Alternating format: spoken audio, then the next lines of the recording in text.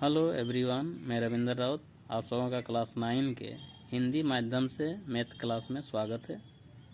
Class 9 के NCERT math book में पहला चैप्टर संख्या पद्धति दिया है। इस चैप्टर में बनाने से पहले हम लोग पहले इसके कॉन्सेप्ट को क्लियर करेंगे। सबसे पहले संख्या रेखा दिया है। यहाँ देखिए संख्या रेखा। संख्या रेखा में क्या है, एक सरल रेखा खींचते हैं और इस पर विभिन्न प्रकार के संख्याओं को दर्शाते हैं। 0, 1, 2, 3, 4, 5, इधर -1, -2, -3, -4, ये अनंत तक बढ़ेगा माइनस में, और इधर ये प्लस में अनंत तक बढ़ सकता है। तो ये संख्या रेखा कहलाती है। और इसमें दो संख्याओं के बीच बहुत सारे परिमेय संख्याएं होती है, उसको हम लोग ज्ञात करना इस चैप्टर में सीखेंगे, किस तरह से निकाला जाता है। आगे दिया है संख्याओं के बारे में। संख्याओं को हम लोग दो भागों में बांट सकते हैं, एक वास्तविक संख्या, दूसरा काल्पनिक संख्या। इस चैप्टर में हम लोग वास्तविक संख्या के बारे में डिस्कस करेंगे। काल्पनिक संख्या के बारे में अभी डिस्कस नहीं करेंगे, क्योंकि ये आप लोगों का 11 और 12 क्लास में मिलेगा, अभी ये आपका नहीं है। तो वास्तविक संख्या के अंतर्गत परिमेय संख्या और अपरिमेय संख्याएँ आती है। तो परिमेय संख्या जो है उसमें प्राकृतिक संख्याएँ हैं, पूर्ण संख्याएं हैं, पूर्णांक हैं और भिन्न हैं। तो सबसे पहले हम लोग प्राकृतिक संख्या के बारे में जानेंगे। प्राकृतिक संख्या क्या है? इसे नेचुरल नंबर कहते हैं और n से सूचित किया जाता है। यह संख्याएं 1 से अनंत तक होती है, जिसके गिनती की संख्या भी कह सकते हैं हम लोग। 1, 2, 3, 4, 5 ये अनंत तक है। दूसरा है पूर्ण संख्याएं, इसे W से सूचित किया जाता है, होल नंबर जिसे कहते हैं। ये संख्याएं 0 से अनंत तक होती है, अर्थात जो हम लोग का प्राकृतिक संख्या है उसके पीछे एक अगर 0 लगा देते हैं और इधर प्राकृतिक संख्या लगाते हैं तो ये पूर्ण संख्या कहलाती है। जैसे ये प्राकृतिक संख्या था 1, 2, 3, 4, 5 अनंत तक, यहाँ लिखे हैं 1, 2, 3, 4, 5 ... अनंत तक, और पीछे एक 0 लगा दिए तो ये पूर्ण संख्या बन गया। उसके आगे है पूर्णांक, इसे Z से सूचित किया जाता है। सभी पूर्ण संख्याओं तथा ऋणात्मक प्राकृतिक संख्याओं के समूह को पूर्णांक कहते हैं।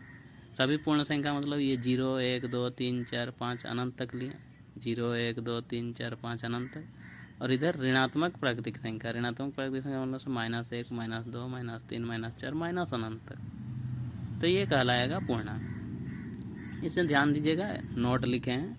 पूर्णांक दो प्रकार के होते हैं, एक धनात्मक पूर्णांक और एक ऋणात्मक पूर्णांक। धनात्मक पूर्णांक में 1, 2, 3, 4, 5 ये आते हैं, और ऋणात्मक में जिसमें माइनस लगा हुआ, -4, -3, -2, -5 ये सब ऋणात्मक पूर्णांक है।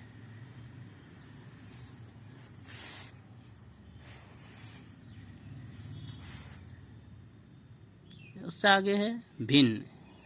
वे संख्याएं जिससे हम अंश बटे हर के रूप में लिख सकते हैं, भिन्न संख्याएं कहलाती है। जैसे 1/2, 3/4, 2/3 आदि ये भिन्न संख्या हैं। मतलब बट्टा में हम लोग लिख सकते हैं अंश बटे हर।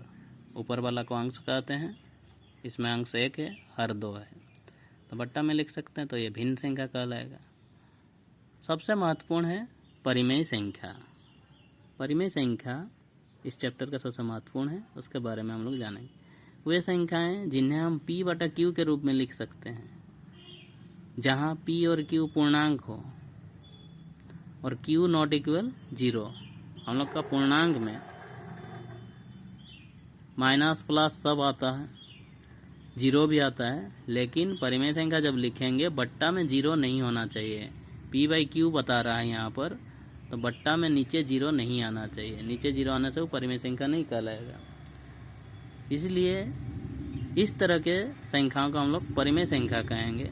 उदाहरण जैसे 1/2 लिखे हैं, 3/4, -4/3, 5 को हम लोग लिख सकते हैं 5/1, 0 को हम लोग लिख सकते हैं 0/1। तो ये सारे परिमेय संख्या हैं, लेकिन बट्टा में 0 नहीं आना चाहिए, हर 0 नहीं होना चाहिए। अब हम लोग इस चैप्टर में चलते हैं। सबसे पहला प्रश्नावली 1.1 में जो आपका क्वेश्चन दिया है उस क्वेश्चन को बनाएंगे। सबसे पहला क्वेश्चन है, क्या शून्य एक परिमेय संख्या है? क्या इसे आप P/Q के रूप में लिख सकते हैं? जहाँ P और Q पूर्णांक है और Q नॉट इक्वल 0 है। तो इसका हम यहाँ पहले से ही बता दिए हैं कि शून्य एक परिमेय संख्या है। तो यहाँ क्या होगा, हाँ शून्य एक परिमेय संख्या है। इससे हम लोग P/Q के रूप में लिख सकते हैं, ऊपर में 0 नीचे में 1, P/Q के रूप में आ गया, इसलिए यहाँ लिख दिए हैं। हाँ इसे हम P/Q के रूप में लिख सकते हैं। जैसे 0 = 0/1 बराबर 0/2, 0/3, 0/-4 आदि।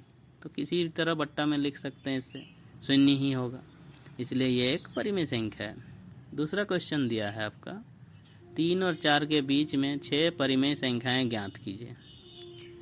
इसका जब हल करेंगे 3 और 4 के बीच 6 परिमेय संख्या है, तो यहाँ 3 बराबर देंगे, 6 बोला है इसलिए 6 + 1 करेंगे। 6 + 1 कितना हुआ, 7। 7 या कितना होता है 21, यहाँ 21 लिख दिए, 21/7।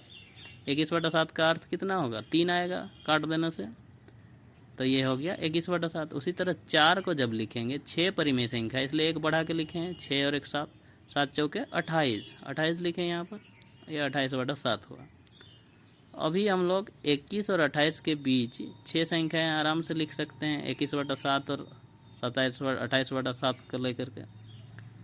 अतः अभीष्ट परिमेय संख्या हम लोग का होगा 21 के बाद कितना होगा, 22/7 होगा, 23/7, 24/7, 25/7, 26/7 तथा 27/7।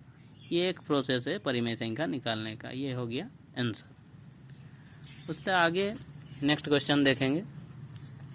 इसमें दिया है 3/5 और 4/5 के बीच 5 परिमेय संख्या ज्ञात कीजिए। जैसे 3/5 को हम लोग लिख सकते हैं, 3/5 इसमें 10 से गुना कर दिए, 3 × 30, 10 × 5 = 50। उसी तरह दूसरा है 4/5, 4/5 में भी 10 से गुना कर दिए, 40/50 हो गया। इसमें इस परिमेय संख्या निकालने का बहुत विधि है, उसमें से ये एक दूसरा विधि बताएं। पहला वाला विधि अलग था, यह विधि दूसरा है। इसमें हर सब बराबर है, इसलिए एक निश्चित संख्या से हम लोग ऊपर नीचे गुना कर दिए, ठीक है। अतः अभीष्ट परिमेय संख्याएं होंगे 30 और 40 के बीच का संख्या लिखा जाएगा, मतलब 30/50 और 40/50 के बीच का। 30 और 40 के बीच क्या है, 31 आता है, 32 आता है, 33 आता है, 34 आता है, 35 आता है, 22 में 50 है तो 50/50 सब में बट्टा में लगा दिए, तो ये हो गया 31/50, 32/50, 33/50, 34/50 तथा 35/50। ये हो गया आंसर। फिर चौथा नंबर दिया है, नीचे दिए गए कथन सत्य हैं या असत्य, कारण के साथ अपने उत्तर दीजिए। सबसे पहला क्वेश्चन है, प्रत्येक प्राकृतिक संख्या एक पूर्ण संख्या होती है। तो इसको जानने के लिए हम लोग क्या करेंगे, रफ में लिखेंगे। रफ में देखिए, सबसे पहले प्राकृतिक संख्या को लिखा गया 1, 2, 3, 4, 5 जो कि अनंत तक होती है, हम बताए थे। फिर पूर्ण संख्याओं को लिखा गया 0, 1, 2, 3, 4, 5। तो यहाँ क्वेश्चन में हम लोग को बोला है प्रत्येक प्राकृतिक संख्या एक पूर्ण संख्या होती है। प्राकृतिक संख्या पूर्ण संख्या होती है, उसको दिखाना है। तो यहाँ देखिए, ये एक मिल रहा, प्राकृतिक संख्या यहाँ भी मिल रहा, 2, 2 भी मिल रहा, 3, 3 भी मिल रहा, 4, 4 भी मिल रहा, 5, 5 भी मिल रहा। इस तरह ये आगे मिलते जाएगा। तो सभी प्राकृतिक संख्या पूर्ण संख्या के अंतर्गत आ रहे हैं, तो ये कथन क्या होगा, सत्य है होगा। सब मिल रहा, सत्य है, क्योंकि पूर्ण संख्याओं के संग्रह में सभी प्राकृतिक संख्याएं होती है। ये जो पूर्ण संख्या का हम लोग संग्रह लिए हैं यहाँ पर, इसमें सभी प्राकृतिक संख्या आ रही है। दूसरा क्वेश्चन है, प्रत्येक पूर्णांक एक पूर्ण संख्या होती है। अब इसको जांच करके देखेंगे, प्रत्येक पूर्णांक पूर्ण संख्या होती है कि नहीं।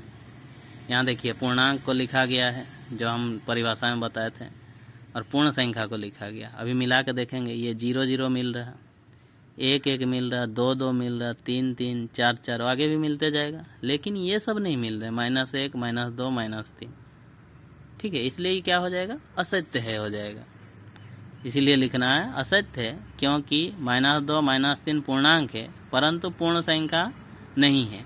पूर्ण संख्या में ये नहीं आ रहे हैं, -3, -2 यहाँ आ रहे हैं, नहीं आ रहे हैं, इसलिए ये क्या हो गया, असत्य है, ठीक है। उसके बाद है, प्रत्येक परिमेय संख्या एक पूर्ण संख्या होती है। परिमेय संख्या और पूर्ण संख्या को लेकर देखेंगे। परिमेय संख्या हम लोग परिभाषा के अनुसार बताए थे P/Q के रूप में जिसे लिख सकेंगे, तो 1/2 को p/q हो गया, ये भी p/q, ये भी p/q। 0 भी एक परिमेय संख्या, इसे p/q में लिख सकते हैं बाई 1 करके, इसमें भी बाई 1 करके p/q में लिख सकते हैं, इसमें भी बाई 1 करके p/q, ये भी p/q। तो परिमेय संख्या ये सारे हैं। तो यहाँ देखते हैं, अब पूर्ण संख्या को लिए, पूर्ण संख्या में 0, 1, 2, 3, 4 ये सब लिए। तो ये देखिए, ये इसके साथ मिल रहा है, ये इसके साथ, ये इसके साथ, ये इसके साथ, ये इसके साथ मिल रहा है, लेकिन ये सारे चीज़ नहीं मिल रहे हैं। 1/2, 3/2, 3/4 ये नहीं मिल रहे हैं। तो ये नहीं मिल रहे हैं तो क्या होगा, असत्य हो जाएगा। असत्य है, उदाहरण स्वरूप 2/3 क्या है, हम लोग का परिमेय संख्या है परंतु पूर्ण संख्या नहीं है। आशा करता हूँ आप लोग को ये क्लास अच्छा लगा होगा, आप लोग को वीडियो भी पसंद आया होगा। तो इसे लाइक करें और शेयर करें। नेक्स्ट फिर वीडियो हम बना के आपको देंगे इसी तरह।